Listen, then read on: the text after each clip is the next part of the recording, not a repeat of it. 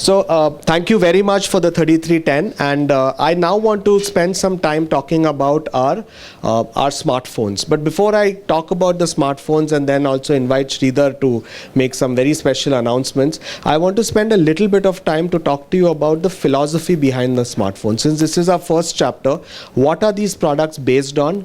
What are we trying to achieve? What do we want to stand for in this market, where obviously consumers have a lot of choice, right? Anybody might say that, hey, there are already so many companies making smartphones.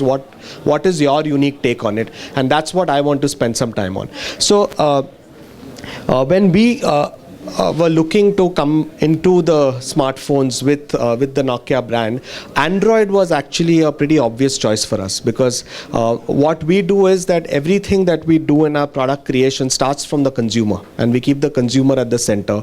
And as we know, consumers have chosen Android as their preferred platform, right? 86-87% of consumers globally, and similar numbers in India, actually adopt Android as their OS. So it wasn't much of a choice or a decision for us. We wanted to be on Android.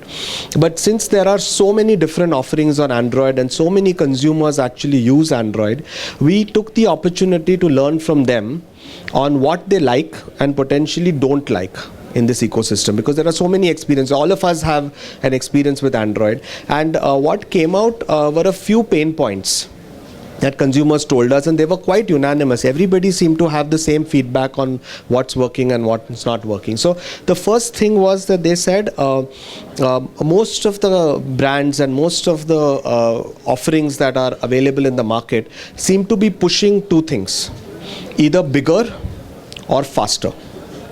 So either I'm told to go from a 5-inch display to a 5.2-inch display to a 5.5-inch display, or I'm told that today you have a device with a 1 GB RAM, tomorrow you should buy 2 GB, then 3 GB, then 4 GB, and so on. Clock speeds, 1 gigahertz, 1.2 gigahertz. So that, you can go on and on, camera megapixels. But the main thing they said is that even if we buy the spec, the higher spec, it's not necessarily better. So the way they said it is, the bigger or the faster is not necessarily better, because we still have the same pain points.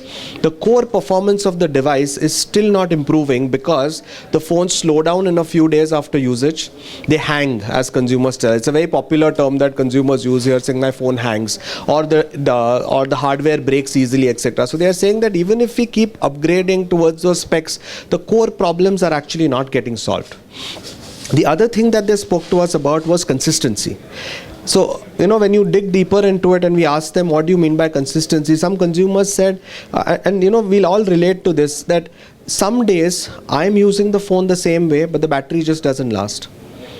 A few days it lasts me through the day. This day I was somewhere else and the battery didn't last. I didn't do anything different and I was stranded. Haven't we all faced that at some point or the other? So basic problems around consistency, saying why can't the devices just deliver on what they are supposed to do and what you guys are telling us to. And they are not talking to us as Nokia, they're talking to us as an industry, saying that there is a fundamental problem. Then there were two more pain points they mentioned, which are quite linked to the Android OS. One of them is security. A lot of consumers have a perception that security is a problem on Android. If you ask them more, they will at the most say there is virus.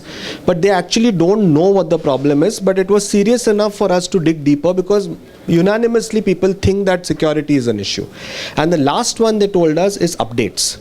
And especially if you look at the mid and the low tier price points, consumers say that we never receive updates. We keep hearing that Google has released some new version of Android, some new dessert update, etc. But it never reaches our phones. If we call up manufacturers, either they will immediately say, no, it will never come to your phone, or they will say, we are working on it, and it never comes. So that whole update, the whole point from consumers is, if my hardware is up to date, why do I have to buy a new hardware just to get a new OS update? We should be able to get the updates to ourselves. And especially on the security and the updates when we went deeper into the consumers' phones, and it actually got validated because all of those consumers were using 2 or 3 generations old Android versions, and security updates, as we know, never reach consumers, right? I'm not sure how many of you know, but Google actually has a monthly cycle of security updates which they release. But between the carriers in global markets, there are carriers who actually control what goes to the consumers, and the OEMs or the manufacturers, those security updates never reach consumers. It's never happened so far. And when you talk to Google, and we work very closely with them, they said, we release these updates because we want to keep our Android OS secure. Can you, Nokia, help us get these updates to the consumers?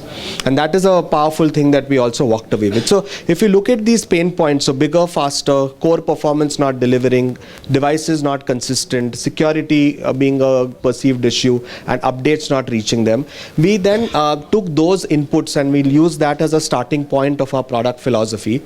And then of course we are Nokia, right? If we just solve these problems, it's just not enough, because Nokia as a brand has stood for certain things which are associated with the brand, be it ease of use, simplicity, durability, trust. These are also very important from a product making point of view, because you want consumers to trust the offering that you give. So we took these pain points that consumers had, and we added on a unique Nokia take on top of that what will our devices stand for.